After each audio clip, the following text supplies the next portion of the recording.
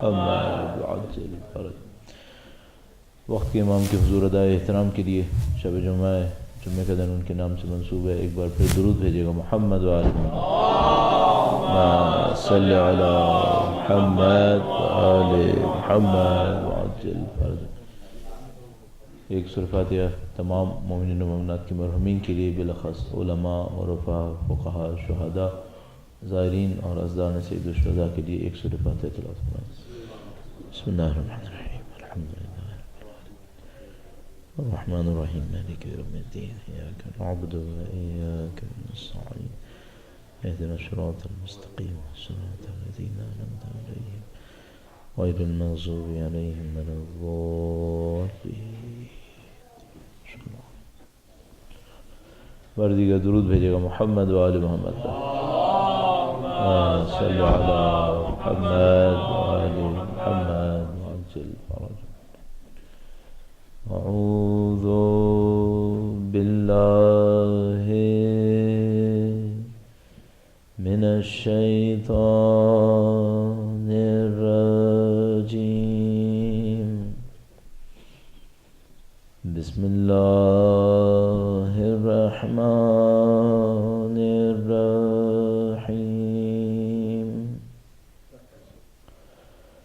الحمد للہ رب العالمین،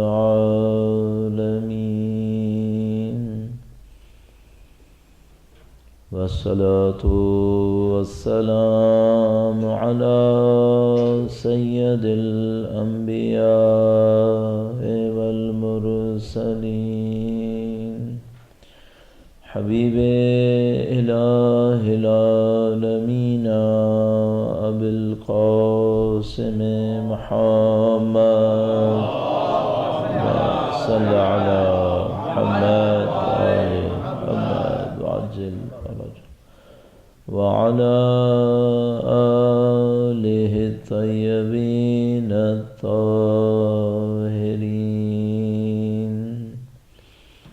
سیما بقیت اللہ فی الأراضین۔ قال اللہ تعالی فی کتابہ الکریم، بسم اللہ الرحمن الرحیم، ام حسبت ان اصحاب الکہف والرقیم كانوا من آیاتنا عجبا۔ درود بھیجے گا محمد و آل محمد صلی علی محمد و آل محمد وعجل فرج۔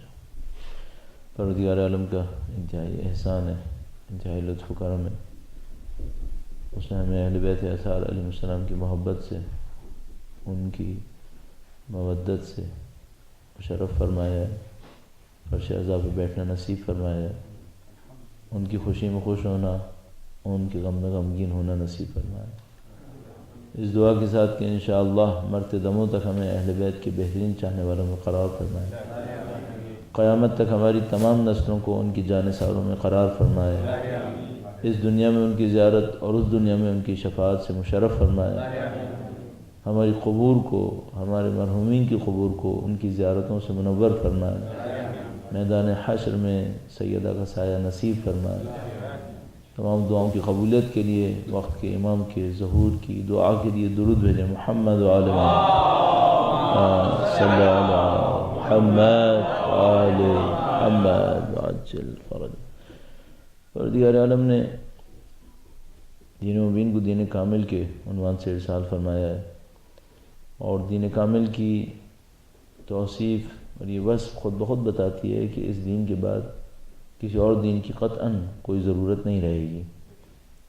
جیسے ہم کہتے ہیں دین کامل ہے، اس کا مطلب یہ کہ اب اگر کچھ اور آئے گا تو یا وہ کمال کی تکرار ہوگی جو خدا نہیں کرے گا، کامل بھیجے پھر دوبارہ کامل بھیج دے تو یہ عبث ہوگا۔ اگر کہیں نہیں کامل بھیجے اس کے بعد ناقص بھیج دے تو ممکن نہیں ہے۔ کہ خداوند متعال ایک دفعہ ایک کمال کو بھیج دیں اور اس کے بعد ایک نقص کو ارسال کرے. تو کوئی منطقی تصور نہیں ہے کہ جب دین کامل ہو تو اس کے بعد کسی اور چیز کو بھیجے. ابھی دین کامل ہو گیا ہے، لوگوں تک پہنچ گیا ہے. جیسے ہی ہم یہ احساس کریں کہ دین کامل ہے، لوگوں تک پہنچ گیا ہے، تو پھر اور بھی بہت سارے نتائج ہمیں حاصل ہوتے ہیں. اور ان نتائج میں سے ایک نتیجہ یہ ہوتا ہے کہ اس دین نے قیامت تک تمام آنے والے انسانوں کی مشکلات کو حل کرنا ہے. تو ہمیں اور آپ کو اپنے آپ سے خود بخود پوچھنا پڑتا ہے. اور جیسے میرے جیسا آدمی جو ملک کو تبدیل ہوتا دیکھتا ہے، ایک ملک سے دوسرے ملک آتا ہے، تو اس کو فوراً پوچھنا پڑتا ہے کہ مثال کے طور پر اگر میں پاکستان کا قانون امریکہ میں لاگو کروں تو کیا کامیاب ہوگا؟ نہیں ہوگا. اور اگر میں امریکہ کا قانون ایز اٹ از اٹھا کر پاکستان میں لاگو کر دوں تو کامیاب ہو جائے گا؟ اب بھی نہیں ہوگا.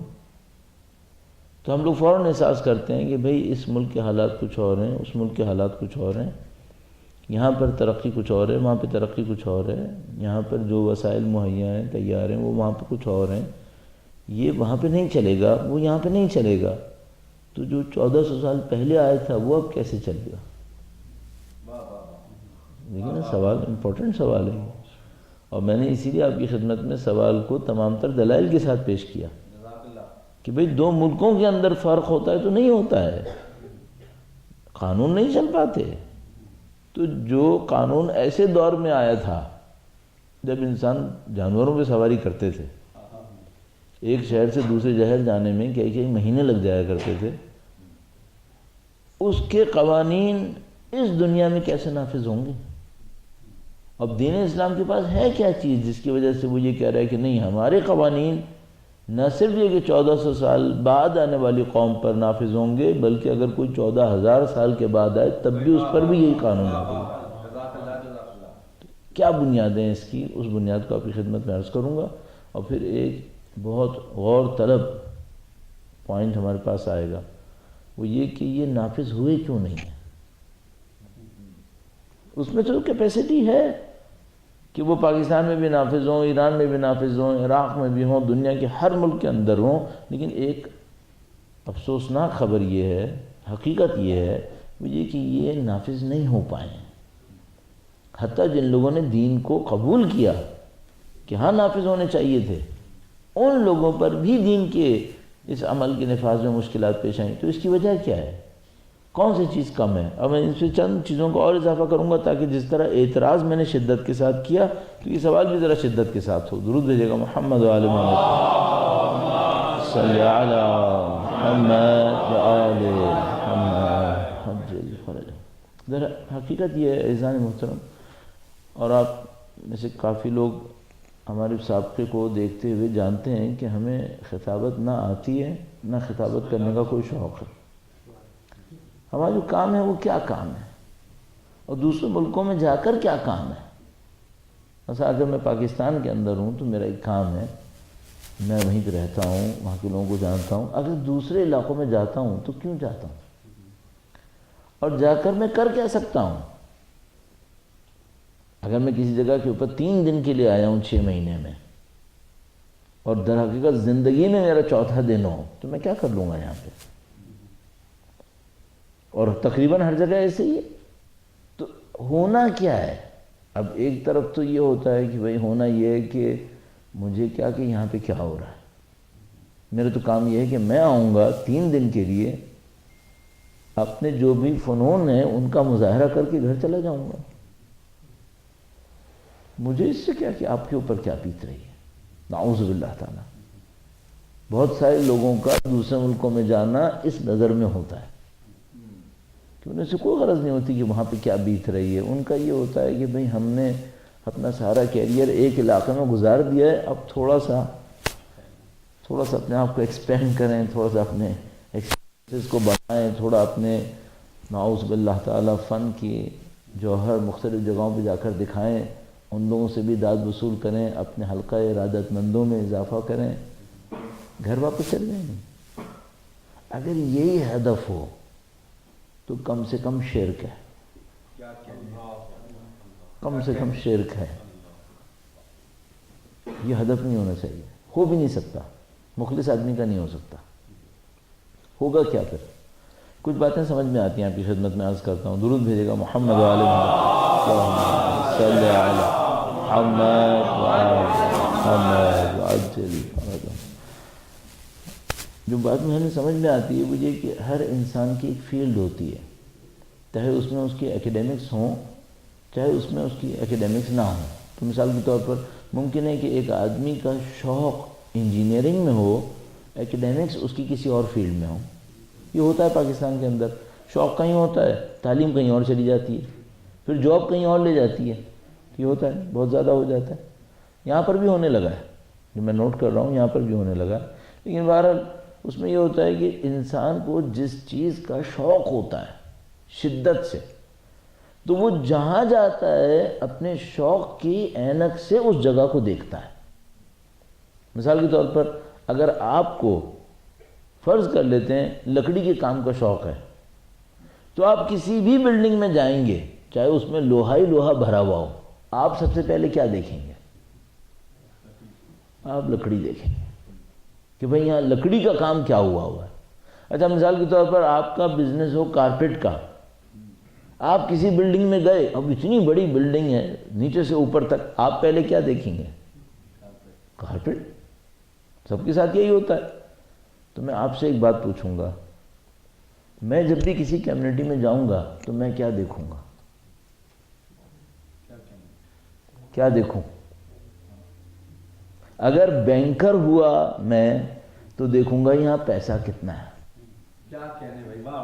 اگر میں بینکر ہوا تو میں دیکھوں گا پیسہ کتنا ہے. اگر میں ڈاکٹر ہوا تو میں دیکھوں گا کہ بھائی بیماری اور صحت کی حالت کیا ہے. صحیح. اب میں آپ سے ایک بات پوچھوں گا، اور اگر میں سچا دیندار مولوی ہوا تو کیا دیکھوں گا؟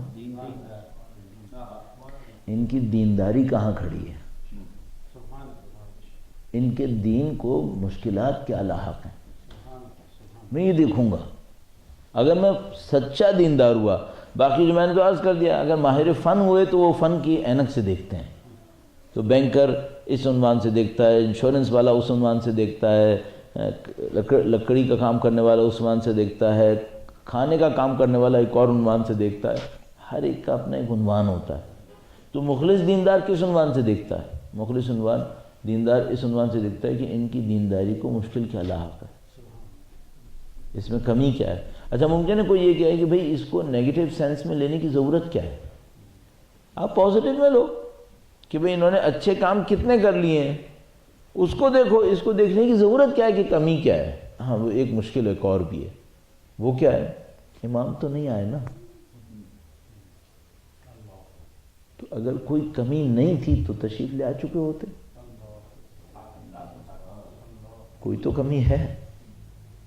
اب جو اچیو ہو گیا ہے الحمدللہ رب العالمین، لیکن ہم سب کو ایک بات پتہ ہے، کوئی کمی ہے. ٹھیک ہے 10 سال کا فاصلہ طے کر لیا ہے، 50 سال کا فاصلہ طے کر لیا ہے، آخری 25-30 سال کے اندر بہت بڑے بڑے فاصلے طے ہوئے ہیں. ان سب کے باوجود، ان تمام کے اوپر مبارکباد دینے کے باوجود ایک بات پتہ ہے، ابھی کچھ باقی ہے. اگر باقی نہ ہوتا تو وہ جو ہادی خدا تھا اپنے معصوم نمائندے کو ہم سے دور کیوں رکھتا؟ وہ جو رحیم و کریم ہے، جس نے اپنے نمائندے کو بھیجا ہے، وہ ان سے دور رکھ کر ہمیں مصیبت میں کیوں ڈالتا؟ ہم مصیبت میں ہیں. بڑے بڑے اس کے اوپر تحقیقاتی کام ہوئے ہیں کہ جیسے ہی اہل بیت اطہار علیہ السلام کا وجود مقدس دنیا کی نظروں سے اوجھل ہوا ہے، ان کی ذوات گرامی پہ درود بھیجے گا محمد و آل محمد صلی علی محمد و آل محمد وعجل فرجہ. نہ کہ جیسے ہی ان سے حق غصب ہوا، نہیں، اس کی بات نہیں کر رہا ہوں. اس وقت کی بات کر رہا ہوں جیسے ان کا وجود مقدس اس دنیا کی نظروں سے دور ہوا ہے. دنیا میں کیا کیا تبدیلیاں رونما ہوئی، مسلمانوں کو کن مشکلات کا سامنا کرنا پڑا. اور عجیب ہے اس کے اوپر ڈاکٹر ولایتی جو سابقہ وزیر خارجہ تھے، انہوں نے ایک کتاب تحریر کی تھی چند والیومز کے اندر، تاریخ ثقافت اسلامی کے اوپر، اسلامی کلچر کی ہسٹری کے اوپر.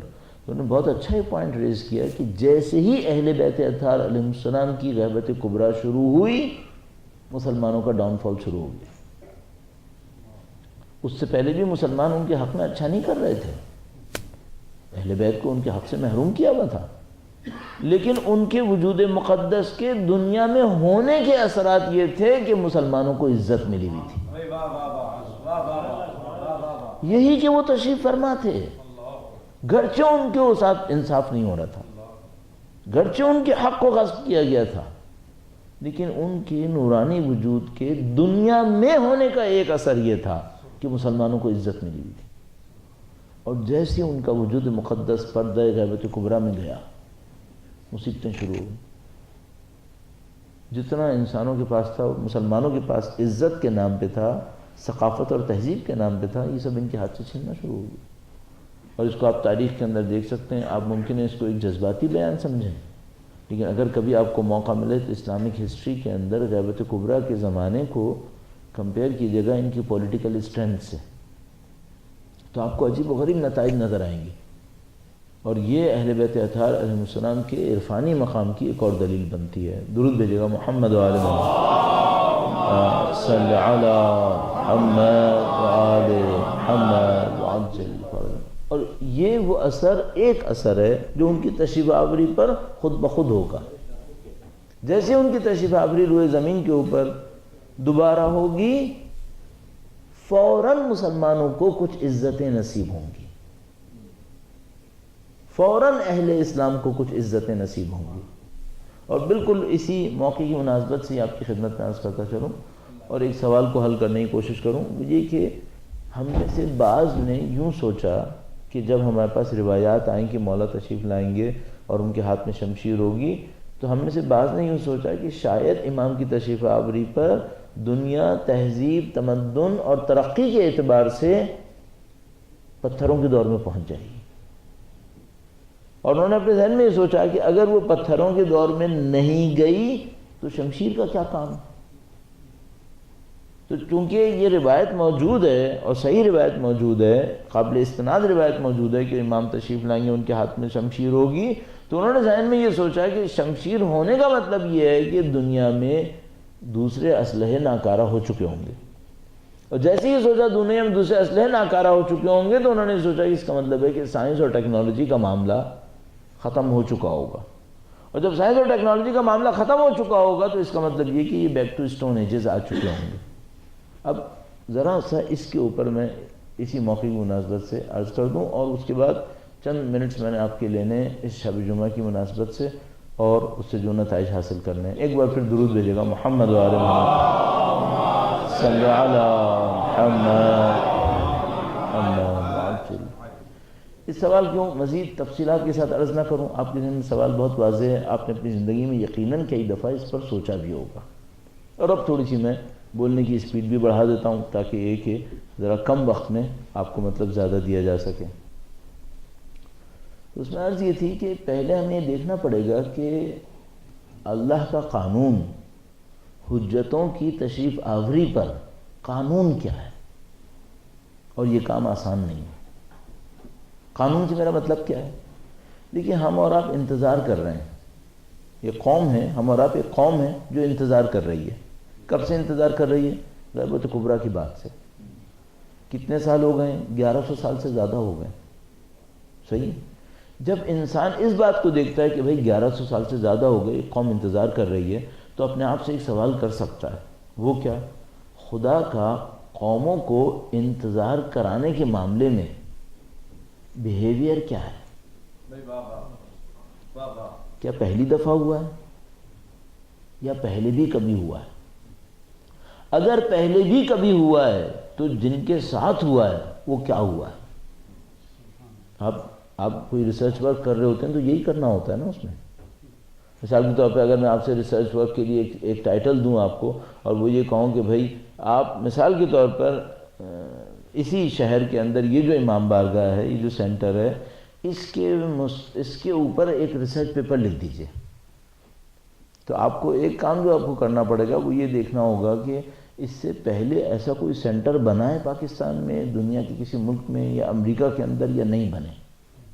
تو آپ بتائیں گے کہ بھئی یہ جو کچھ ہے یہاں پر ایسے پہلے بھی ہوئے ہیں، تو تھوڑا سا آپ کو جائزہ لینا پڑے گا کہ وہ جو ہوئے ہیں ان کے ساتھ کیا ہوا ہے، پھر آپ اس کے اوپر لکھ پائیں گے کہ بھئی وہ جو ہوئے تھے ان کے ساتھ یہ ہوا تھا، معمولاً پیٹرن یہ ہے۔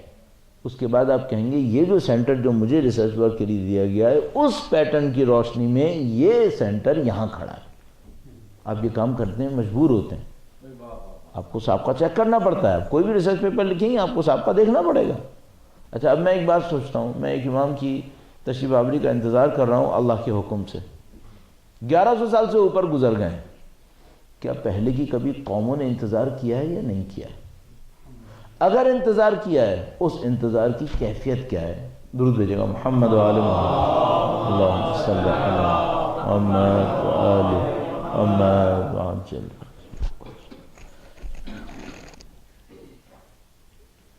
خدا متعال نے اگر کسی قوم کو انتظار کروایا ہے، پہلے ہیں ہم یا پہلے بھی ہوا ہے؟ اگر کوئی کہے نہیں پہلے نہیں ہے پہلے بھی ہوا ہے، مثلاً کب؟ بہت پہلے سے ہو رہا ہے۔ جب مثال کے طور پر حضرت نوح علیہ السلام کو وعدہ دیا گیا تھا کہ ظالم قوم کو تباہ کر دیں گے، تو انتظار کروایا تھا یا نہیں کروایا تھا؟ انتظار کروایا تھا۔ پھر جب مثال کے طور پر قوم بنی اسرائیل سے وعدہ کیا تھا کہ ایک موسیٰ آئیں گے تمہیں نجات دیں گے، فرعون کے ظلم سے نجات پاؤ گے، تو انتظار کروایا تھا یا کروایا تھا؟ ہاں کروایا تھا۔ میں آپ کو پتہ نہیں کتنی مثالیں ابھی عرض کر دوں گا کہ خدا متعال نے اپنی حجت کی تشریف آوری کے لیے قوموں سے انتظار کروایا۔ اچھا پھر اگر آپ نے ثابت کر لیا کہ ہاں بھئی انتظار کروایا ہے، تو پھر ایک اور بات پوچھنی پڑے گی، اس انتظار کروانے کے رولز کیا ہیں؟ خدا کوئی کام اتفاق سے نہیں کرتا، خدا کوئی کام حادثے میں نہیں کرتا۔ اگر شریعت دیتا ہے کسی نبی کو تو وہ بھی اصول کے تحت دیتا ہے، اگر حتیٰ کسی کو نبی بنا کر بھیجتا ہے اس کے بھی اصول ہوتے ہیں۔ مثال کے طور پر اگر کسی نے اپنے وقت کے نبی کا انکار کیا، اصول کیا ہے؟ تو اصول یہ کہتا ہے کہ یہ دیکھنا پڑے گا معجزہ آنے سے پہلے کیا تھا یا معجزہ آنے کے بعد کیا تھا۔ معجزے کے لوگوں کے سامنے واضح ہونے سے پہلے کیا تھا یا معجزے کے ثابت ہونے کے بعد کیا تھا۔ تو مثال کے طور پر اگر یہ ہو کہ نہیں معجزے کے بعد ہو، معجزے کے ثابت ہونے کے بعد ہو، اب انکار کیا، تو تیسرا مسئلہ، جو معجزے میں نشانی آئی تھی اس کو نقصان پہنچایا تھا یا نقصان نہیں پہنچایا تھا؟ سب کے قوانین ہیں۔ اگر اظہار معجزے سے پہلے کیا ہے اس کا قانون کچھ اور ہے، اظہار معجزے کے بعد کیا ہے ثبوت سے پہلے، قانون کچھ اور ہے، ثبوت کے بعد کیا ہے قانون کچھ اور ہے، اور معجزے کو نقصان پہنچایا تو قانون کچھ اور ہے۔ سب کے قوانین۔ مثال کے طور پر جو بدترین ہے وہ یہ کہ خدا کی طرف سے نبی آئے، نبی معجزہ لے کر آئے، معجزہ ثابت ہو گیا، ثبوت معجزے کے بعد معجزے کو نقصان پہنچایا، قانون کیا ہے؟ 3 دن، 3 دن میں تباہی آئے گی، اللہ کا قانون۔ اور اس کے لیے دلیل دیتے ہیں حضرت صالح کی اونٹنی سے، کہ جب اس کے پاؤں کو کاٹ دیا، اونٹنی کو گرا دیا، اس کو نہر کر دیا، اور اس کے بچے نے فریاد کی، تو کہا کہ بس اب 3 دن کا وقت ہے، اس کے بعد کچھ نہیں بچے گا۔ یہ خدا کے قوانین ہیں۔ میں مصائب نہیں عرض کرنا چاہ رہا، لیکن صرف ایک جملہ عرض کر دوں، اگر بی بی زینب شکوے میں فریاد کر دیتی تو 3 دن کا وقت بھی نہیں تھا، تو پھر 3 دن کا وقت بھی نہیں تھا، پوری دنیا نے تہس نہس ہونا تھا۔ وہ تو ان مظلومہ نے صبر کیا اپنے بھائی کی وصیت پر۔ سید الشہداء کا مقام صالح کی اونٹنی سے بہت بڑھ کے تھا، اور صالح کی اونٹنی اتنی مظلومیت سے نہیں مری تھی جس مظلومیت سے سید الشہداء شہید ہوئے تھے۔ اگر وہ بی بی اللہ کے حضور اس قوم کے خلاف فریاد کر دیتی تو 3 دن نہیں لگنے تھے۔ اب آپ دیکھیں صبر کتنا تھا۔ درود بھیجے گا ان کی ذوات مقدس صلی علی محمد وآل محمد وعجل فرجہ. تو ہر چیز کے قانون ہوتے ہیں. خدا ایک قوم کو انتظار کرواتا ہے، حجت کو بھیجتا ہے، حجت کو روکتا ہے، سب کے قوانین ہوتے ہیں. تو میں صرف اس موضوع کو حل کرنے کی خاطر یہ کہ خدا حجت کو بھیج دے انتظار کے بعد، تو پھر ایک بات پوچھتے ہیں اس کا کوئی قانون ہے؟ ہاں بہت سارے قوانین ہیں. اس قانون کے تحت ایک بات پوچھنی ہے مجھے کہ جب حجت خدا کی تشریف آوری ہوتی ہے تو قوموں کو ترقی ملتی ہے یا زوال ملتا ہے؟ کسی سابقہ مثال میں حجت خدا کے زمین پر آنے سے زوال نہیں آیا ہے، ہمیشہ ترقی آئی ہے. تو کیا یہ قابل تصور ہے کہ آخری حجت کے آنے سے قوم کو زوال آئے گا؟ اس کے علم کو، اس کی ثقافت کو، اس کی ٹیکنالوجی کو زوال آئے گا؟ نہیں، آج تک ایسا نہیں ہوا. تو پھر کیا ہو سکتا ہے؟ ہاں یہ ہو سکتا ہے کہ ایک ایسی ترقی نصیب ہو جس میں سارے دھوکے ختم ہو جائیں، دھوکے ختم ہو جائیں، واقعی ترقی نصیب ہو جائے. واقعی ترقی کسے کہتے ہیں؟ اب میں مسلسل کوشش کر رہا ہوں کہ اس کو کسی طریقے سے اختتام پہ لے کے جاؤں، اپنے موضوع کی طرف لاؤں، لیکن صرف ایک مثال دینی پڑے گی. ہمارے پاس ایک عجیب حقیقت ہے کہ یہ جو پیرامڈس کا شیپ ہے، ایجپٹ میں جو پیرامڈس ہیں اور ان میں اسپیشلی جو گیزا کا پیرامڈ ہے، اس کی جو شیپ ہے، اس شیپ کے اندر یہ صلاحیت ہے کہ یہ چیزوں کو پریزرو کر سکتی ہے. اس کے اندر یہ صلاحیت ہے، یہ چیزوں کو سنبھال سکتی ہے. تو مثال کے طور پر اگر اس شیپ کے اندر کسی ڈیڈ باڈی کو رکھا جائے تو وہ ڈیڈ باڈی نہیں سڑے گی، ڈیڈ باڈی نہیں سڑتی. اچھا، اس کام کو کرنے کے لیے ہم موجودہ دور میں کیا کرتے ہیں؟ ریفریجریٹر، فریج بناتے ہیں. اچھا، یہ جو ہمارا فریج ہوتا ہے اس کو بجلی چاہیے یا نہیں چاہیے؟ اس کو بجلی بھی چاہیے، اس کو مختلف قسم کی گیسز بھی چاہیے، اس کے اندر کیمیکل ریئیکشن بھی ہے اور میکینیکل ریئیکشن بھی ہے. اس کو دونوں چیزیں چاہیے، اور کیمیکل میکینیکل دونوں ریئیکشنز کے لیے اس کو ان پٹ چاہیے. اچھا، وہ جو پیرامڈس کے اندر شیپ کی وجہ سے لاشیں محفوظ رہتی تھیں، ان میں کوئی کیمیکل ریئیکشن تھا؟ نہیں. میکینیکل ریئیکشن تھا؟ نہیں. تو کوئی ان پٹ بھی نہیں تھا؟ نہیں. تو کون سی ٹیکنالوجی ایڈوانس ہوئی؟ کون سی ٹیکنالوجی ایڈوانس ہے؟ یہ جو ہم نے کیا اس میں ڈیپینڈنس ہے، اور بعض ٹیکنالوجی ایسی گزری ہیں جن کے اندر ڈیپینڈنس نہیں تھی، ان میں ڈیپینڈنس نہیں تھی. اچھا، ممکن ہے آپ مجھ سے کہیں کہ بھئی آپ لوگ ان لوگوں میں سے ہیں جو گزری ہوئی چیز کی تعریف میں ماضی میں ہی رہتے ہیں، اس وجہ سے ماضی کو لا نہیں پاتے اور حال میں ترقی نہیں کرتے. تو اس کے لیے میں صرف اتنا عرض کروں گا کہ حقیقت یہ ہے کہ مجھے ماضی میں رہنے کی کوئی خواہش نہیں ہے، لیکن مجھے موجودہ دور کے دھوکے سے بھی نفرت ہے، اس کے دھوکے سے نفرت ہے مجھے. اور یہ ایک بات مجھے قرآن کریم میں سمجھ میں آئی ہے، وہی کہ خداوند متعال نے قرآن کریم میں فرمایا ہے کہ اگر ہم تم کو جو کچھ تمہارے پاس ہے اس سے 10 گنا زیادہ طاقت ہم تم سے پہلے کی قوموں کو دے چکے ہیں. بہت زیادہ. اللہم صلی علی محمد آل محمد. اس کا مطلب ہے ہم کمزور واقع ہوئے ہیں. اچھا، ممکن ہے کوئی مجھ سے کہے کہ بھئی ہم ایک کانٹیننٹ سے دوسری کانٹیننٹ ٹریول کر رہے ہیں اور بیماریوں کا علاج کر رہے ہیں، اور مثال کے طور پر ہم مارس پہ بھی جا سکتے ہیں، یہ کم ترقی ہے؟ میں نہیں کہوں گا کہ نہیں، یہ ترقی تو ہے، یہ تو مجھے قبول ہے، لیکن پہلے ہی دیکھنا پڑے گا کہ جن بیماریوں کا علاج کر رہے ہیں وہ بنائی کس نے ہے؟ وہ بھی ہمارا ہی کارنامہ ہے، وہ بھی ہمارا ہی کارنامہ ہے.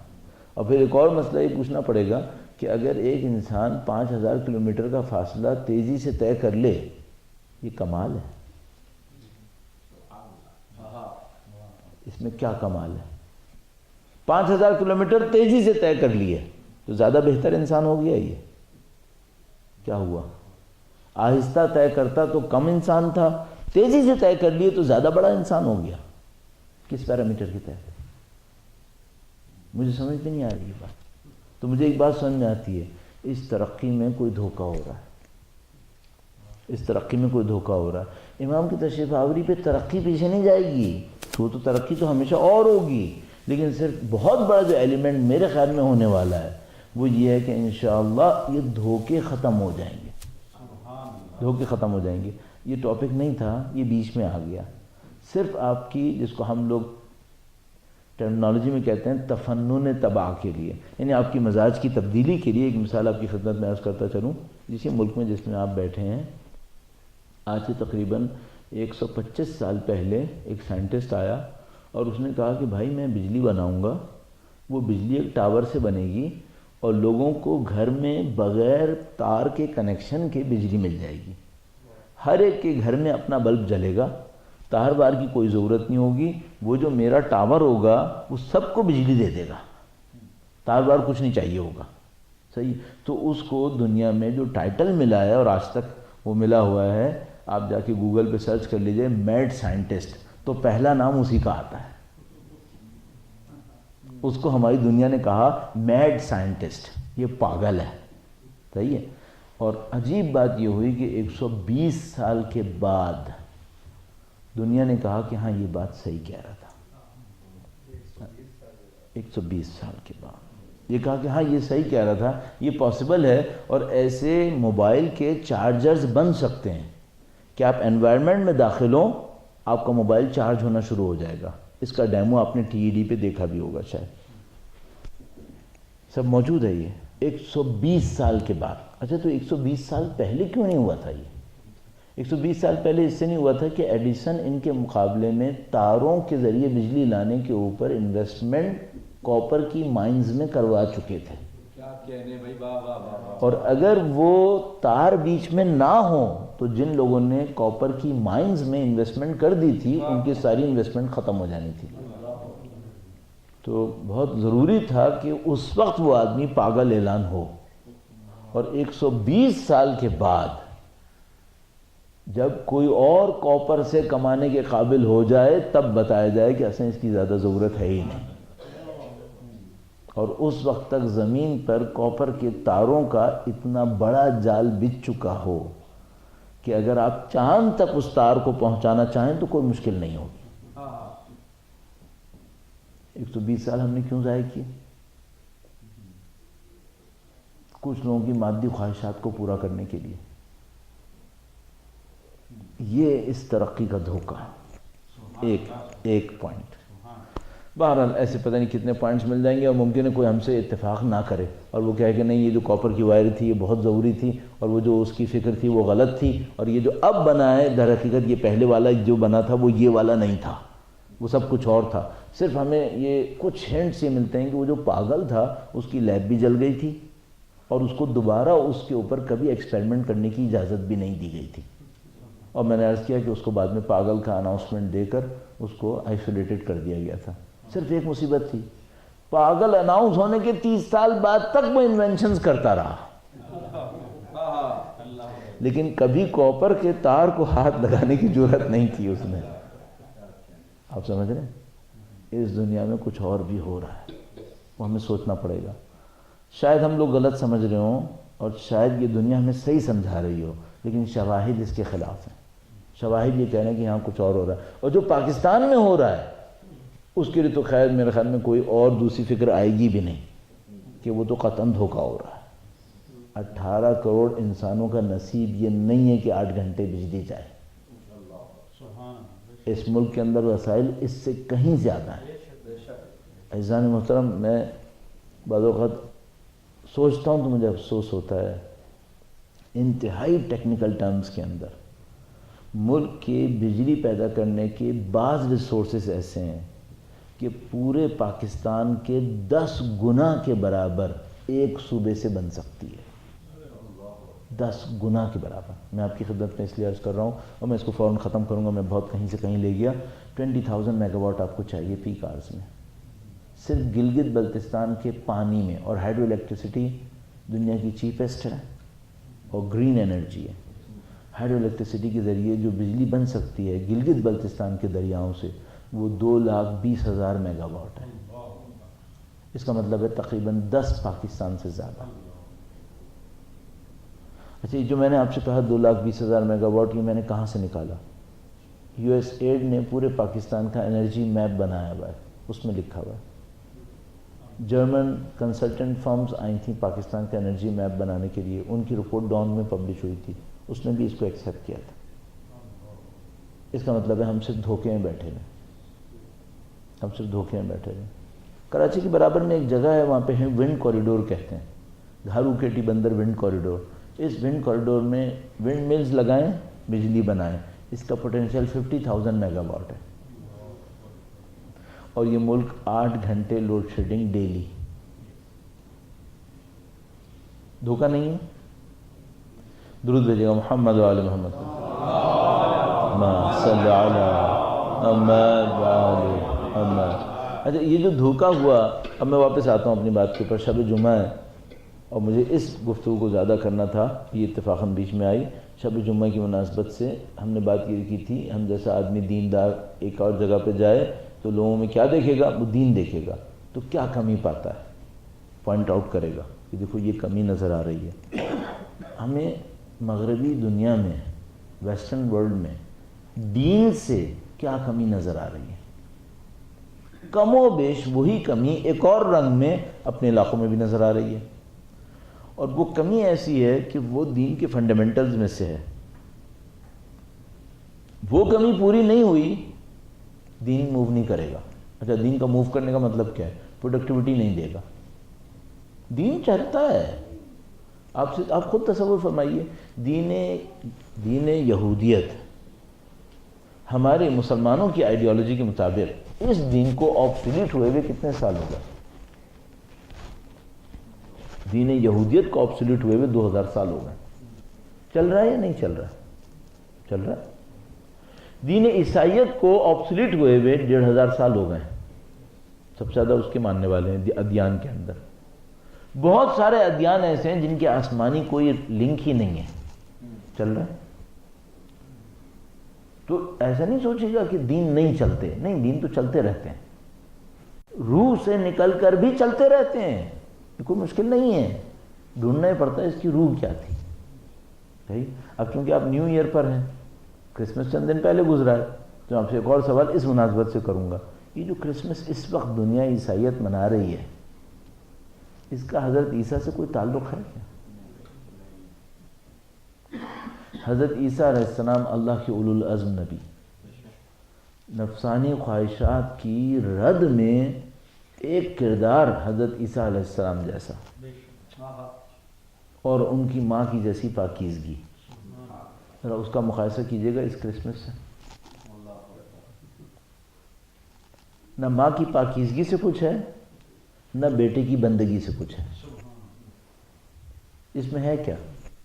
اس میں کنزیومرزم ہے، اس میں ولگرزم ہے، اس کے اندر نفس پرستی ہے، اس کے اندر بس یہی کچھ ہے۔ یہ کرسمس ہے؟ اچھا جب انہوں نے اس بات کو احساس کیا کہ یہ پوائنٹ ہو سکتا ہے ہمارے اوپر، تو انہوں نے ایک اور کام کیا، انہوں نے کہا ایسا ہے چونکہ ہم ملٹی ریلیجن ہیں، ہم اب اس کو کرسمس کہنا کم کر دیتے ہیں۔ تو پہلے تو میری کرسمس زیادہ کہتے تھے، تو ابھی کہا نہیں، ایسا کرتے ہیں ہیپی ہالیڈے کہیں گے، ختم ہو گیا۔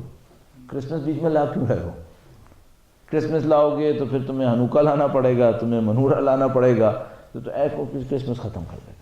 ہم کیا بولیں گے؟ ہم کہیں گے happy holiday, happy new year.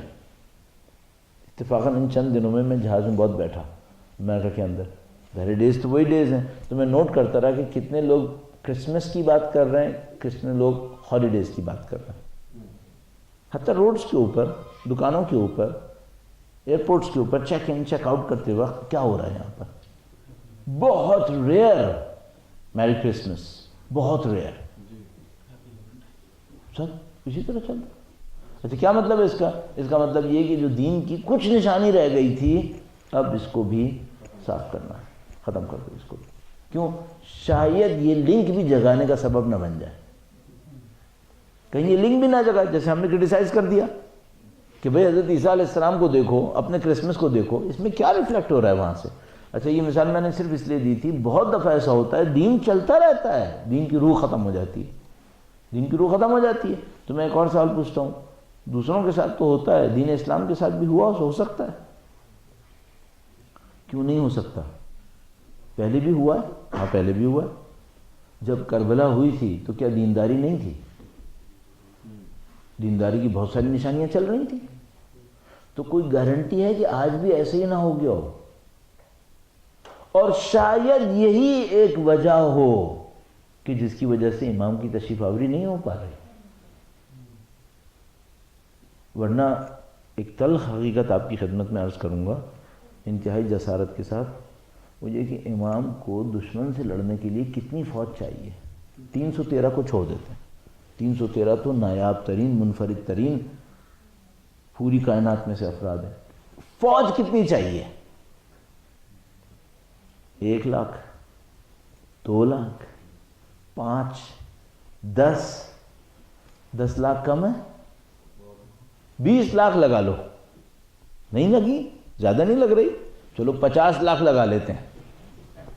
50 lakh سے زیادہ چاہیے؟ 50 لاکھ سے زیادہ تو نہیں چاہیے نا. انتہائی ہاتھ جوڑ کر صرف چہلم پہ 2 کروڑ تھے، تو ان سے 50 لاکھ کی آرمی کیوں نہیں بن رہی؟ ہم 2 کروڑ تھے وہاں پر، تو 50 لاکھ کی آرمی کیوں نہیں بنی ابھی تک؟ ہمیں سوچنا پڑے گا نا. اچھا 2 کروڑ تو وہاں پہ تھے، باقی جو گھروں میں تھے، اپنے علاقوں کے اندر تھے اور مراسم بھی کر رہے تھے، ان کی تعداد کتنی ہوگی؟ کروڑوں میں. اگر 2 کروڑ وہاں تھے تو 20 کروڑ تو باہر ہوں گے کم از کم. تو بھائی یہ 20-25 کروڑ بندے ہیں، ان سے 50 لاکھ کی آرمی نہیں بن رہی. 313 کا تو میں نے کہہ دیا کہ چھوڑ دیجئے ابھی 313 کا معاملہ. تو یہ کیوں نہیں بن کے دے رہی؟ تو پھر میں ایک اور مثال عرض کرتا ہوں، وہ بھی جسارتاً عرض کروں گا. وہ یہ ہے کہ، اور یہ مثال پہ ذرا غور فرمائیے، بڑی عجیب سی مثال ہے. درود بھیجیے گا محمد و آل محمد صلی علی محمد و آل محمد. اس سے پہلے کہ آگے بڑھوں، کیا نعوذ باللہ ہم ان 2 کروڑ کی مقام اور منزلت کو کم کرنا چاہ رہے ہیں، یا ان کے اجتماع کی اہمیت کو کم کرنا چاہیں گے؟ نہیں. پوری دنیا کے سامنے فخر سے کہیں گے کہ جو ہم نے کر کے دکھایا نا، تم کسی بھی دین میں کر کے دکھا دو. یہ علیحدہ معاملہ ہے کہ جو طاقت وہاں پہ ظاہر ہوئی ہے، 1100 سال تو چھوڑ دیجیے، 1400 سال میں کبھی اتنی طاقت ظاہر نہیں ہوئی تھی جو اب ظاہر ہوئی ہے. آپ کو کوئی زمانہ یاد ہے 1400 سال میں سید الشہداء کے روضے پہ 2 کروڑ آدمی جمع ہوئے؟ نہیں، پہلی دفعہ ہو رہا ہے. اللہم صلی علی محمد وآل محمد. کوئی یہ نہ سمجھے ہم اس کی مقام منزلت کو کم کر رہے ہیں، ہم تو صرف اس بات پہ غور کر رہے ہیں کمی کیا رہ گئی ہے، کمی کیا ہے، کیوں تشریف آوری نہیں ہوتی. تو اس کے لیے میں آپ کی خدمت میں ایک عجیب سی اور مثال عرض کر رہا تھا، اور اس سے اور تھوڑی کلیئرٹی ہمیں ملتی ہے. تو میں بعض اوقات عجیب عجیب چیزیں ذہن میں آتی رہتی ہیں اور میں اس پہ سوچتا رہتا ہوں، اس کو ایک تھریڈ پکڑ کے اس کے آگے چلنا شروع کر دیتا ہوں، پھر وہاں سے پکڑ کے آخر تک پہنچ کے پھر دوبارہ واپس آ کے ایک اور تھریڈ پکڑ کے چلتا ہوں. تو میرے ذہن میں اچانک یہ آیا کہ بھئی یہ جو 2 کروڑ لوگ یہاں پہ جمع ہوئے ہوں گے، اس میں کچھ چیزیں بکی ہوں گی یا نہیں بکی ہوں گی؟ بہت بکا ہوگا، صحیح ہے. تو مثال کے طور پر 2 کروڑ لوگ یہاں پہ جمع ہوئے، کتنی بڑی مارکیٹ تھی بھئی، اتنی بڑی مارکیٹ تھی. آپ سوچ لیجئے پورے آسٹریلیا کی آبادی 2.5 کروڑ ہے. پورے آسٹریلیا کی آبادی 2.5 کروڑ. تو بھئی یہ 2 کروڑ تو کارنامہ ہے. پھر اتنی سی جگہ میں 2 کروڑ لوگ جمع ہو گئے، مارکیٹنگ کے حساب سے تو یہ بڑی اچھی اپرچونٹی ہے. تو مارکیٹنگ کے ایکسپرٹس نے اس کو اگنور کیا ہوگا کیا؟ نہیں. مثال کے طور پر کوکا کولا، پیپسی نے اس کو اگنور کر دیا ہوگا؟ نہیں کیا ہوگا، کر ہی نہیں سکتے. اتنا پیسہ وہاں پہ پڑا ہو، کوئی کیوں نہیں جائے گا؟ مثلا میں سوچتا تھا ٹرانسپورٹیشن کی، کاروں کی جو کمپنیز ہوں گی اور کاروں کی جو ٹائرز کی کمپنیز ہوں گی، ان لوگوں نے اس کو اگنور کیا ہوگا کیا؟ نہیں. اچھا ان سب نے ٹارگٹ کس کو بنایا ہوگا؟ ظاہر کربلا کو. سب لوگ وہیں جا رہے ہیں. اور دن کون سا ٹارگٹ کیا ہوگا؟ چہلم کا دن. تو پھر مجھے ایک اور بات سمجھ میں آئی اچانک. بہت دفعہ ایسا ہوتا ہے، لوگ ایک ہی راستے پہ چل رہے ہوتے ہیں، ایک ہی جگہ پہنچ رہے ہوتے ہیں، ایک ہی زمانے میں پہنچ رہے ہوتے ہیں، اور دونوں میں زمین آسمان کا فرق ہوتا ہے. دونوں میں زمین آسمان کا فرق ہوتا ہے. ایک کوکا کولا کی کمپنی کا بندہ اپنے کین بیچنے کے لیے چہلم کو ٹارگٹ بنائے بیٹھا ہے. وہ بھی کربلا ہی جا رہا ہے دیکھنے کے لیے کہ میری کمپنی کیسے پرفارم کر رہی ہے. اس نے بھی چہلم کے دن پہنچنا ہے. سفر بھی وہی طے کر رہا ہے. روڈ بھی ایک، منزل بھی ایک، ٹائم بھی ایک.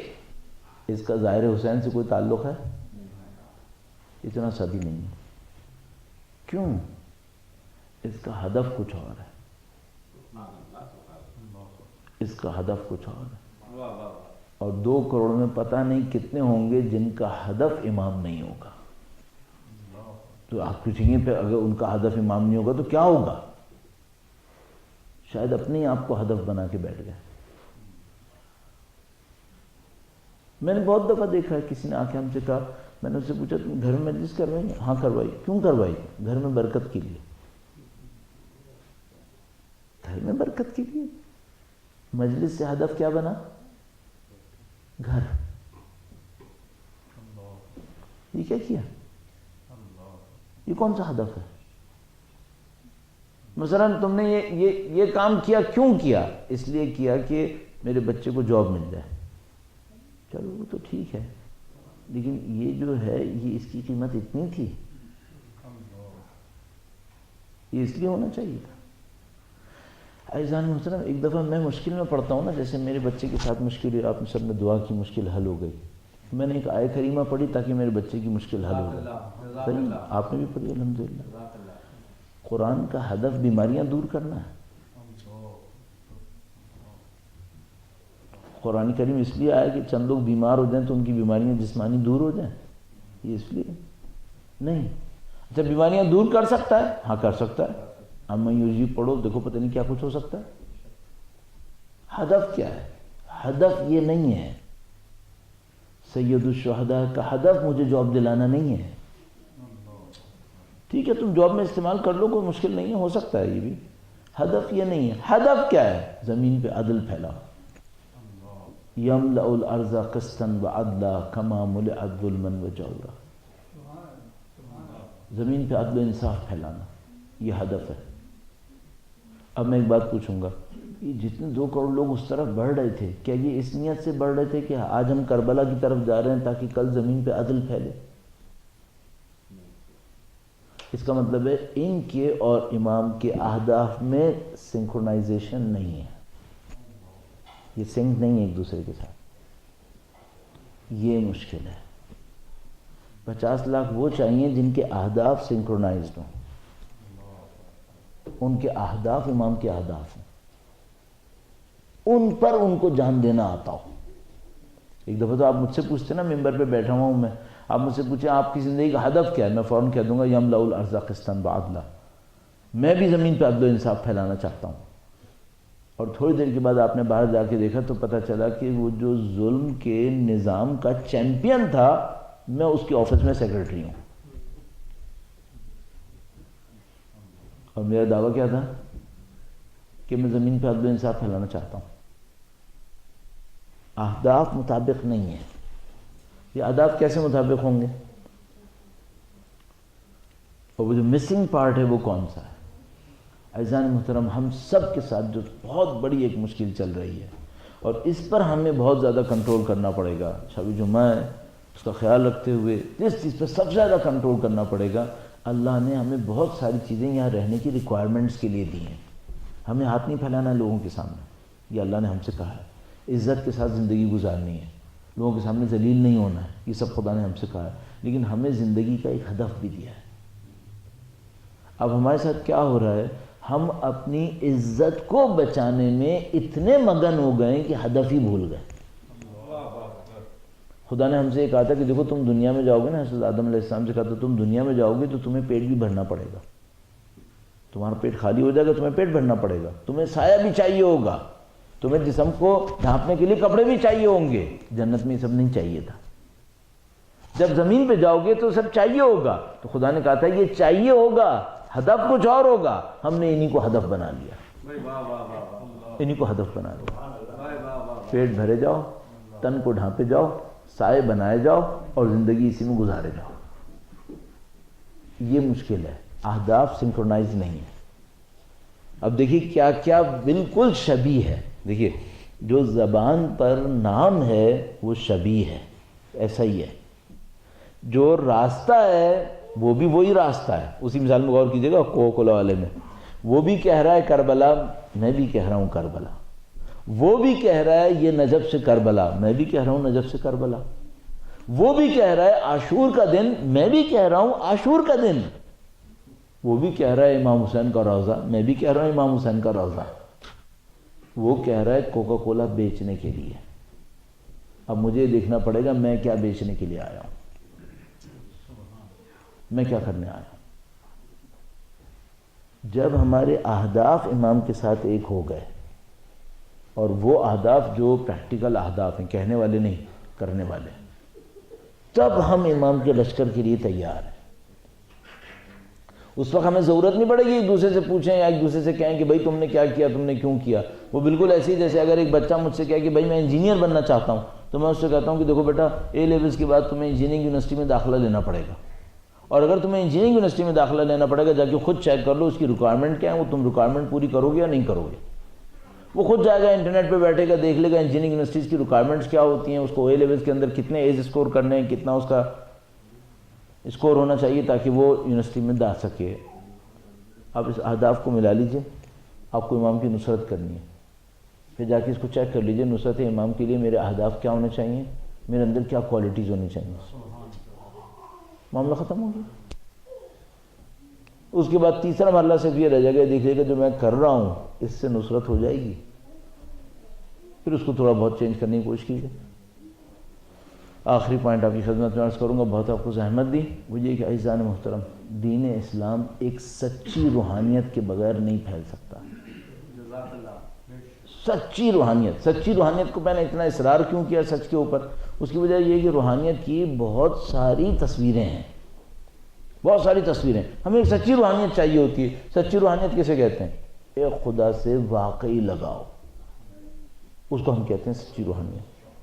خدا سے واقعی لگاؤ کسے کہیں گے؟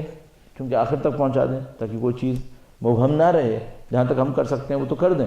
تو بھئی ایسا ہوتا ہے کہ ایک دفعہ ہوتا ہے روحانیت یہ ہوتی ہے کہ میں نے بہت ساری دعائیں یاد کر لیں۔ مجھے یاد ہے کراچی میں ایک اسکول ہے، وہ اس نے سارے بچوں کو زیارت بارسا رٹائی دی ہے، سارے بچے زیارت بارسا رٹے ہوئے ہیں، لیکن ذرا تصور کیے گا جب وہ بچے زیارت بارسا پڑھ رہے ہوتے ہیں تو امام حسین کو سوچ رہے ہوتے ہیں۔ اسمبلی کے اندر چونکہ پڑھنی ہے تو سب پڑھ رہے ہوتے ہیں۔ یہ روحانیت نہیں ہے۔ سارے بچے دعائے امام پڑھ رہے ہیں، سارے بچے زیارت عاشورہ پڑھ رہے ہیں، البتہ جب وہ پڑھ رہے ہوتے ہیں تو مجھے بہت اچھا لگ رہا ہوتا ہے، لیکن میں اپنے آپ سے پوچھ رہا ہوتا ہوں کہ ان بچوں کے دل تک سرایت کر گئی ہے۔ ایک واقعہ سنا تھا، افریقہ کا ایک ملک تھا، مجھے جگہ کا نام لینا اچھا نہیں لگ رہا، یاد تو ہے مجھے لیکن کہنا اچھا نہیں لگ رہا۔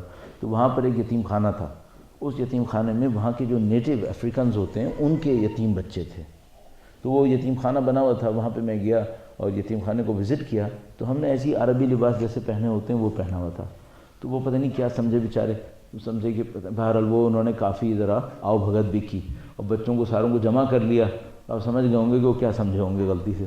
تو خیر وہ آؤ بھگت میں بچے جمع ہو گئے، بچوں کو انہوں نے ڈیمو پہ رکھا کہ بھئی بچے کچھ کر کے دکھائیں، تو بچوں نے دعا پڑھی، دعا امام، دعائے سلامتی امام وہ پڑھی۔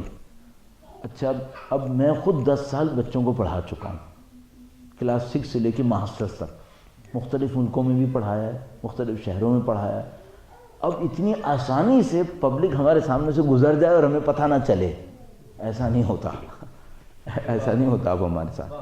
تو جیسے ہی انہوں نے پڑھایا تو میں نے کہا اچھا بھائی یہ تو ہو گیا، پھر میں نے ایک آدمی کو جو میرے ساتھ آیا تھا، میں نے کہا دیکھو بھائی آنیسٹ ٹرانسلیشن چاہیے مجھے، بالکل جو بچہ کہے وہی کہنا، چونکہ بچے لوکل زبان میں بات کر رہے تھے، افریقن لینگویج میں، انگلش میں نہیں کر رہے تھے، تو میں نے کہا جو یہ کہے وہی کہنا، اور آگے پیچھے مجھے کچھ نہیں چاہیے۔ کہنے کا مولانا آپ بے فکر رہیں۔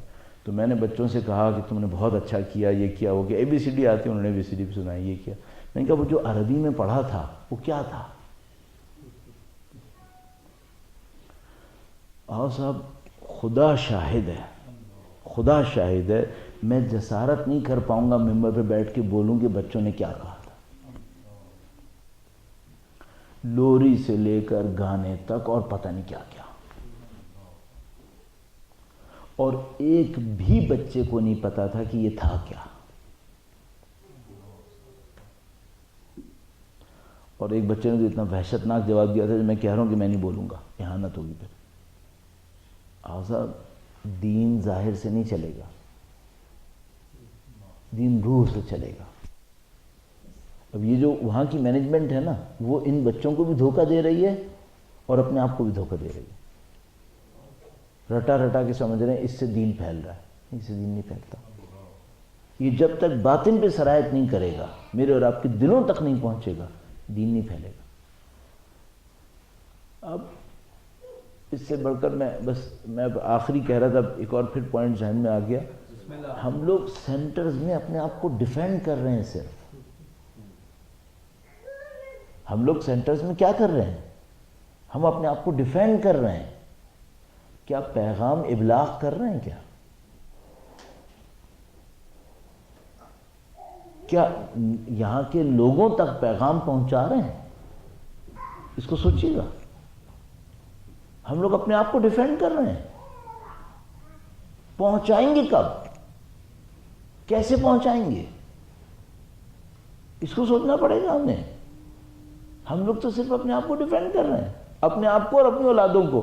یعنی ہم جہاں کہیں بھی جائیں گے نا، لوگوں سے پوچھیں گے بھائی کیوں ہو رہا ہے، یہ کیوں ہو رہا ہے؟ اگر یہ نہیں بنائے نا تو ہماری اولادیں ہمارے ہاتھ سے نکل جائیں گی. اچھا کوئی سوچ رہا ہے کہ میں نے ابلاغ کرنا ہے، سوسائٹی کو پہنچانا ہے؟ نہیں، وہ بہت دور کی بات ہے. ابھی تو اپنے آپ کو کامیاب ڈیفینڈ نہیں کر پا رہے. یہ سارے مسائل ہیں ہمارے ساتھ. یہ کیوں ہے؟ یہ دین کی اس اندر کی کمی کی نشانی ہے. ہم نے دین کے اندر تک محنت نہیں کی اپنے اوپر. تو ابھی ہم اپنی بچیوں کو کنونس نہیں کر پا رہے کہ پردہ بھی کرے. نہیں کنونس کر پا رہے. بس اگر وہ جاتی ہے اسکول کے اندر پردہ کر کے، اس کو کچھ مشکلات کا سامنا کرنا پڑتا ہے، اور وہ مشکلات اتنی سخت ثابت ہوتی ہیں کہ ابھی کچھ دن پہلے کسی نے بہت اچھا میرے سامنے کہا، کہنے کہ مولانا ہم لوگ جو یہاں رہ رہے ہیں نا، ہم 4 ماسک لگا کے رہ رہے ہیں. ہم گھر میں کچھ ہوتے ہیں، روڈ پہ کچھ ہوتے ہیں، اسکول میں کچھ ہوتے ہیں، مارکیٹ میں کچھ اور ہوتے ہیں. 4 ماسک لگا کے رہتے ہیں ہم یہاں پہ. صحیح ہے، دین 4 ماسک دے گا؟ جو دین نے دیا تھا وہ کیا تھا؟ 4 ماسک کیوں لگوائے گا دین؟ دین تو مجھ سے کہتا ہے خدا کے لیے زندگی گزارو. وہ آئیڈیا کون سا تھا جس کے بعد 4 ماسک نہ لگانے پڑے، ایک ہی چلے ہر طرف؟ وہ کیوں نہیں آیا میرے پاس؟ یہ وہ مسائل ہیں جو ہمارے پاس ہیں. ان پر مجھے اور آپ کو محنت کرنی پڑے گی دین کے نام پر. اور ان کے جو آغاز ہوگا، صرف اشارتاً عرض کروں، ان عقائد کو اپنے دل کی گہرائیوں تک لے جانے سے ہوگا. یہ کافی نہیں ہوگا کہ ہم بچوں کو جمع کریں اور کہیں بیٹا خدا ایک ہے، اور وہ کہہ دیں ہاں خدا ایک ہے. اور میں اور آپ مثال کے طور پر چند عید اور چند غم کی محفلوں میں ایک دوسرے کے ساتھ جمع ہو جائیں اور غم اور عید کی محفلوں کو منا کر گھر چلے جائیں اور ہم سمجھیں کہ ہم نے اپنے دین کو سیکیور کر لیا. نہیں، اس سے نہیں ہوگا. اس دین کو دلوں تک پہنچنا ہے. جب وہ دلوں تک پہنچیں گے تو کیا ہوگا؟ مثلا اگر واقعاً میں نے عقائد کے اوپر محنت کر لی، عقائد میری روح تک سرایت کر گئے، پھر میں ایک بات پوچھوں گا، مجھے 4 ماسک چاہیے ہوں گے؟ پھر نہیں. میں جہاں کہیں بھی جاؤں گا پراؤڈلی اپنے آپ کو جو اندر ہے وہ باہر سے دکھاؤں گا اور کہوں گا میں یہ ہوں. قبول کرتے ہو کرو، نہیں قبول کرتے مت کرو. میں یہ ہوں. میں یہ کر پاؤں گا اس وقت جو آج میں نہیں کر پا رہا. آج میں کوشش کر رہا ہوتا ہوں کہ اپنے آپ کو کہیں نہ کہیں چھپاؤں، اور نہیں چھپا پاتا تو بدقسمتی سے ایک معذرت خواہی کے انداز میں اس سے کہتا ہوں کہ سوری میں یہ ہوں. کیوں؟ ابھی کسی دوست نے مجھے کہا باتیں بہت ہیں، باتیں بہت ہو جائیں گی. آپ کا میں نے بڑا وقت لیا. درود بھیجے گا محمد وعلی محمد، اللہم صلی علی محمد وعلی محمد. ابھی ہمارے آ رہے تھے ہم لوگ تو راستے میں ہمارے دوست نے کہا کہ پچھلی دفعہ جب آئے تھے تو آپ نے کم بولا تھا، تو میں نے، اور وہ لوگ بعد میں کہہ رہے تھے کہ انہوں نے کم کیوں بولا، تو میں نے کہا دیکھو اتنا اچھا ہے کہ آج تک کہہ رہے ہیں، ورنہ اگر زیادہ بول کے جاتا تو کہتے اگلی دفعہ ان کو نہیں لانا، وہ بہت بول کے گئے تھے۔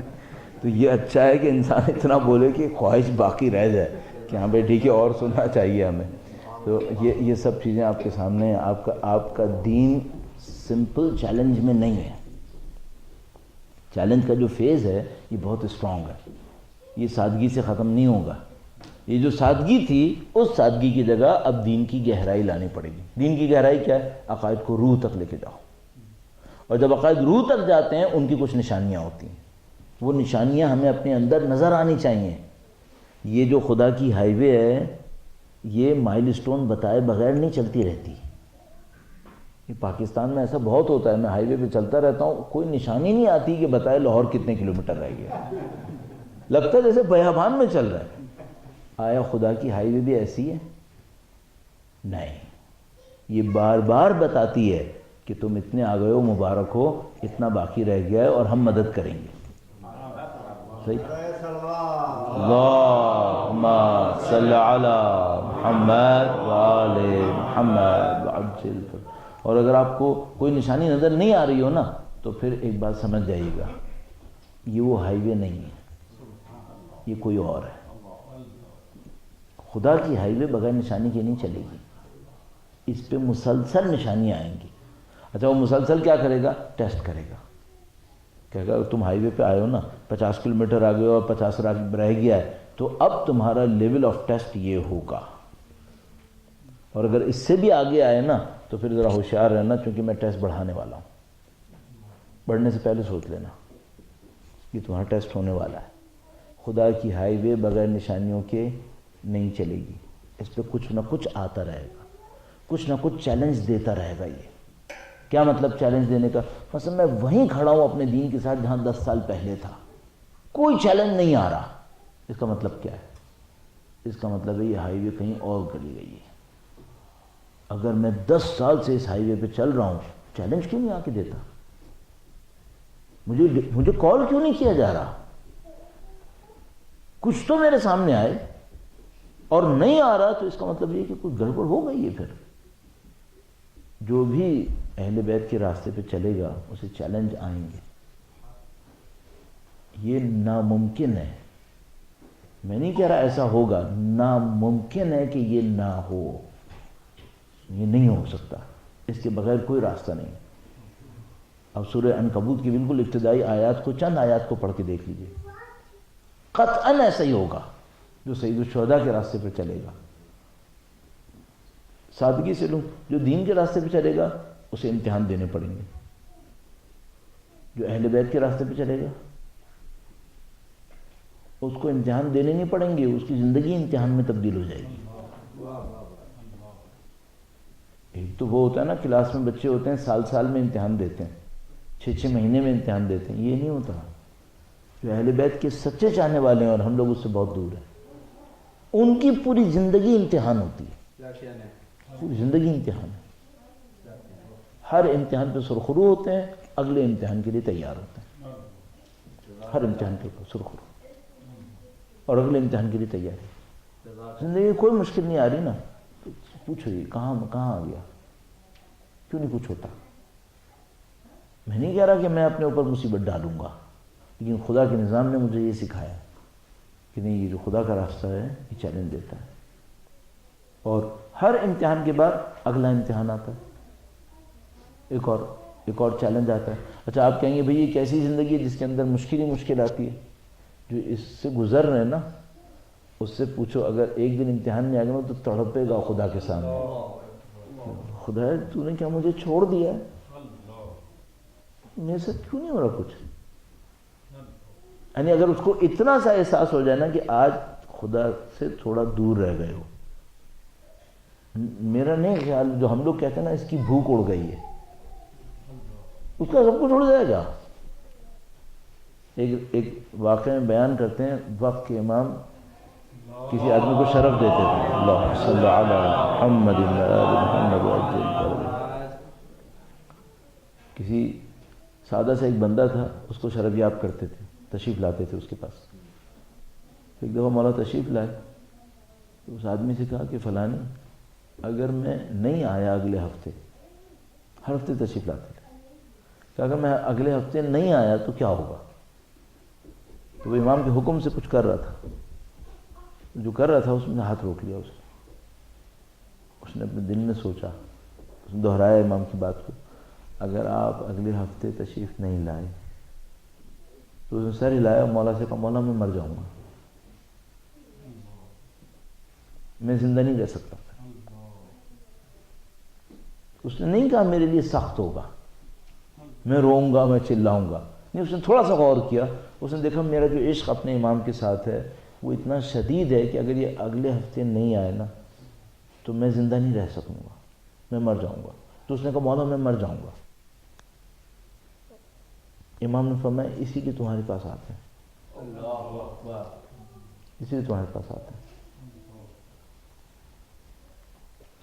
ہمیں کچھ چاہیے، ہمیں کچھ چاہیے، اور میں آپ کی خدمت میں عرض کر رہا ہوں، بخدا کہہ رہا ہوں، اپنے لیے بھی کہہ رہا ہوں، ہمیں کچھ چاہیے، اندر سے کچھ چاہیے تبدیلی، کہ جو ہمیں امامت کے اہداف میں نزدیک کر دے، امامت کے اہداف پہ چلنا سکھا دے، اس راستے کی قربانیوں کو ہمارے لیے آسان کر دے، اور کچھ ایسا ہو جائے کہ جب اس راستے میں ہم پر اس کی وجہ سے کوئی قربانی آئے تو خوش ہوں، خوش ہوں۔ اہل مسرت حضرت میثم تمار خوشی خوشی اس درخت پہ جا کے پانی دیتے تھے، خوشی خوشی۔ کسی شخص نے پوچھا اس درخت کے اطراف میں رہنے والے گھر میں ایک آدمی نے کہ میثم تم یہاں آ کر اس درخت کو کیوں پانی دیتے ہو بار بار؟ کہنے لگے میں تمہارا ہمسایہ بننے والا ہوں۔ کہنے لگا مجھے تو نہیں پتا کہ ہمارے محلے کا کوئی گھر بک رہا ہو، کون سا گھر خریدنے کا ارادہ ہے؟ کہا میں نے ابھی طے نہیں کیا۔ یہ درخت تھا جس کے اوپر ٹنگنا تھا، درخت تھا جس پہ سولی چڑھنی تھی، تو ہمسائے بن گئے۔ میں اپنے ذہن میں سوچتا ہوں، میں نے عرض کیا نا میں ایک تھریڈ پکڑ کے چلنا شروع کر دیتا ہوں، میں اپنے ذہن میں سوچتا ہوں اگر میثم تمار 3 دن اس سولی کے اوپر رہے، ایک دفعہ اپنے دل میں مولا سے فریاد کر لیتے کہ مولا مجھے سولی سے اتارے، اب مجھ سے تکلیف نہیں سہی جا رہی، معجزہ امامت سے سولی سے اترنا تھا یا نہیں اترنا تھا؟ ہو جاتا، جان بھی بچ جاتی۔ کیوں نہیں کہا؟ کیوں نہیں کہا؟